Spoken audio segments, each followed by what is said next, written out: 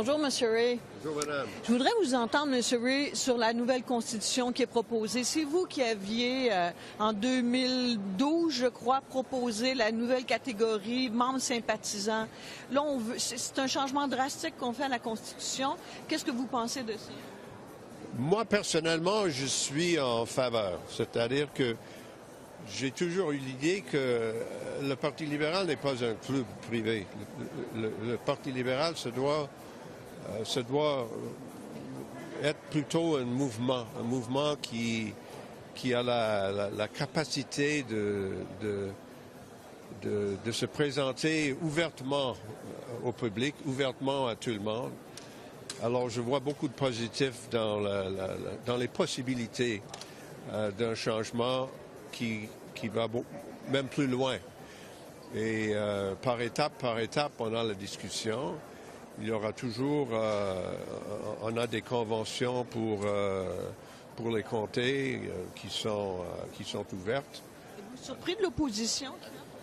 Non, je ne crois pas. Je ne suis pas surpris parce qu'il y a toujours ceux qui pensent que, effectivement, ils veulent garder un peu la nature un peu plutôt, disons, privée de l'arrangement qu'on a eu. Mais franchement, à mon avis, l'ouverture est un aspect essentiel pour un parti politique. Et naturellement, il y aura un débat, une discussion. C'est normal. J'ai pas de problème avec ça, d'avoir un débat, d'avoir ceux qui sont en faveur, ceux qui sont contre. Mais personnellement, si vous posez la question où est-ce que je suis comme délégué individuel, je suis en faveur. Est-ce que cette opposition-là, c'est embarrassant pour le parti? Pas du tout. Non. Au contraire, ce n'est pas embarrassant. C'est une bonne chose d'avoir un débat avec des points de vue différents. C'est ça la démocratie. Ça montre qu'on est ouvert, qu'on est libéral.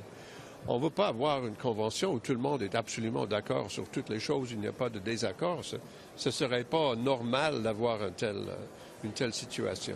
Sur l'aide médicale à mourir, M. Ray, est-ce que vous êtes d'accord avec comment le dossier est mené présentement? Je préfère de voir. Il y aura un débat, ça va continuer avec les discussions dans le Sénat. Effectivement, je crois qu'on fait du progrès. On a une bonne discussion dans la Chambre des communes qui continue. Je crois que la chose importante, c'est de reconnaître que la Cour suprême du Canada a fait une décision qui est assez claire, à mon avis, de dire que c'est la question de la capacité de l'individu de faire une décision. Vous trouvez qu'il est trop restrictif, le projet de loi C-40? Je ne dirais pas ça. Je dirais que je préfère beaucoup de voir la possibilité de certains amendements qui vont venir, mais effectivement, le gouvernement a fait son job de présenter devant la Chambre des communes une proposition, et je crois que nous verrons après s'il y a possibilité d'amendement ou s'il y a possibilité d'encore plus de réflexion sur la législation. Nous aurons une loi qui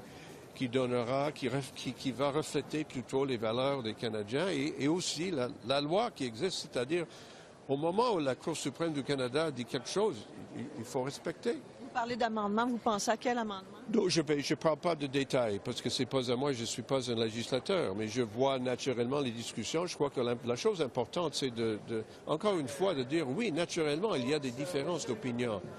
Mais je suis toujours troublé par ceux qui disent qu'ils sont contre la décision de la Cour suprême. C'est un point de vue qu'on peut avoir, mais la Chambre des communes n'a pas le luxe d'ignorer la décision de la Cour. C'est pourquoi nous avons la proposition du gouvernement et naturellement, ça va aller au Sénat et avec les nouvelles arrangements dans le Sénat, on ne sait pas exactement ce qui va arriver en détail.